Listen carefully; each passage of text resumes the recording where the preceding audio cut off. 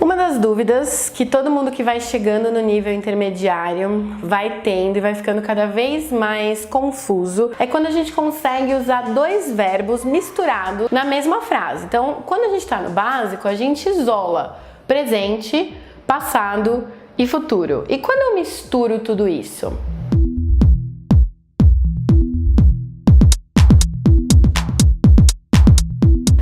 Dúvida em nível já intermediário, pessoal, é quando a gente mistura o Simple Past e o Present Perfect. São dois tempos verbais que eu já falei bastante aqui no canal, mas nesse vídeo eu vou misturar os dois tentando entender e facilitar a sua vida para você poder usar os dois ao mesmo tempo, na mesma frase, na mesma história, no mesmo momento que você estiver querendo contar alguma coisa. Por quê? Tanto o Simple Past quanto o Present Perfect são verbos para falar do passado, só que eles são meio diferentes. Então eu vou dividir esse bate-papo com você em duas partes. Nesse vídeo de hoje a gente vai falar de como formar a frase dos dois jeitos, no Simple Past e no Present Perfect, e para que eu uso esses dois tempos verbais, por que eu confundo tanto. No próximo vídeo, na segunda parte, a gente continua tentando entender um pouco melhor e te ajudar a separar na sua cabeça quando eu uso um, quando eu uso o outro. Então, falando da forma, como que eu formo essas frases, o Simple Past ele é formado pelo sujeito, o verbo na segunda coluna, daquela tabelinha que todo mundo conhece. Então, realmente um verbo no passado, tanto o ed, se ele for regular, quanto o verbo irregular que vem dessa coluninha, e o complemento. Então, eu vou falar pra você, por exemplo, das coisas que eu fiz ontem. I went to the shopping mall yesterday. Eu fiz isso ontem, é uma coisa que eu quero te contar. O tempo é importante, então quando eu fiz é interessante dizer. E foi uma coisa que terminou, não tem nenhuma consequência no meu presente.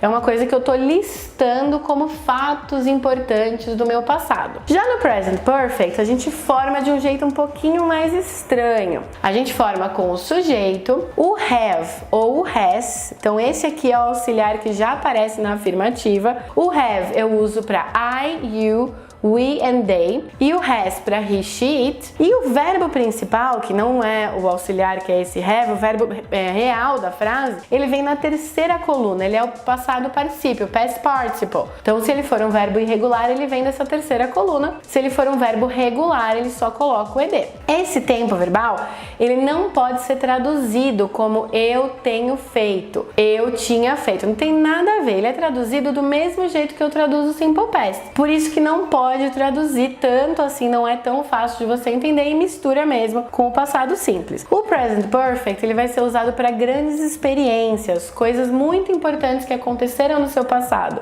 coisas que têm necessariamente uma consequência, uma ligação com o presente. Então lembra aquela frase que eu usei para falar do Simple Past? I went to the shopping mall yesterday. Tem a informação de tempo, então eu fui ontem.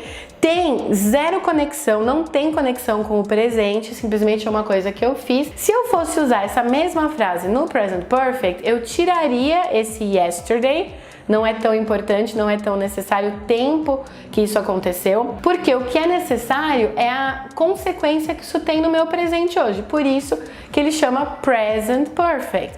Então eu falaria uma frase assim: I have been to the shopping mall and I have bought you this. Então eu estive no shopping, eu fui no shopping e eu comprei isso para você. Por que isso é importante? Por que eu usei o Present Perfect? Porque pelo fato de eu ter ido no shopping, eu tenho uma consequência no presente, que é esse presente que eu trouxe para você. Você vê que é diferente de você falar simplesmente que você foi, mas tem uma consequência agora. São tempos verbais muito parecidos, eles são realmente confundíveis, a gente começa a treinar mais e mais, e para nós brasileiros, como não tem uma tradução, a gente acaba correndo para o Simple Past, para falar de coisas que você fez no passado. Mas o Present Perfect é muito natural, é muito usado por nativos, então vale a pena você entender bem a diferença. Deixe os seus exemplos, as suas frases, as criações que você faça aí com o Simple Past e o Present Perfect aqui nos comentários, que eu vou te ajudar com isso para melhorar ainda mais o seu conteúdo de inglês e gramática e falar melhor do idioma.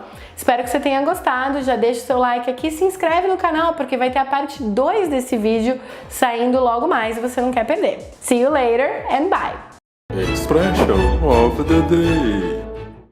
E aí, a expression of the day dessa primeira parte do vídeo sobre Simple Past, Present Perfect é uma blessing in disguise. Uma blessing in disguise. Traduzindo ao pé da letra, é como se fosse uma bênção escondida.